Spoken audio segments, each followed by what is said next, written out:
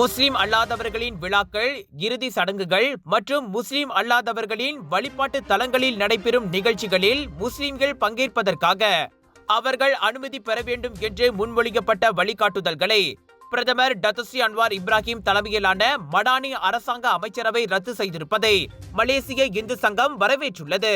இன்று காலையில் நடைபெற்ற அமைச்சரவை கூட்டத்தில் இந்த விவகாரம் விவாதிக்கப்பட்டதோடு இறுதியில் இந்த பரிந்துரைகளை அமைச்சரவை ரத்து செய்தது குறித்து பிரதமருக்கு நன்றி தெரிவிப்பதாக மலேசிய இந்து சங்கம் வெளியிட்ட அறிக்கையில் தெரிவித்துள்ளது.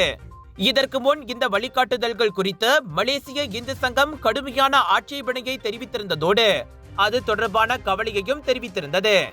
மலேசியாவில் நீண்ட காலமாக நிலவும் சர்வ சமயங்களுக்கிடையிலான நல்லிணக்கத்திற்கு சாத்தியமான இடையூறுகள் உட்பட பல்வேறு விவகாரங்களை தீவிரமாக பரிசீலிக்கப்பட்ட பின் அமைச்சரவை ஆக்கப்பூர்வமான முடிவை எடுத்துள்ளது. பிரதமரும் அமைச்சரவையும் எடுத்துள்ள முடிவு நாட்டில் பல்வேறு சமயங்களை கொண்ட அமைதி மற்றும் ஐக்கியத்தை பாதுகாக்கும் நிலையை பிரதிபலிப்பதாக இந்து சங்கம் தெரிவித்துள்ளது. இந்த தேங்காய் எண்ணெய் சமையல்ல அப்படின்னு ஸ்பெஷல் இருக்கு. கேரளாவிலிருந்து தயாரிக்கப்பட்ட ரேனாயூர் சமையல் தேங்காய் எண்ணெயில சமையல் செஞ்சு சாப்பிட்டா தரமாவும் இருக்கும், அறுசுவையாவும் இருக்கும்.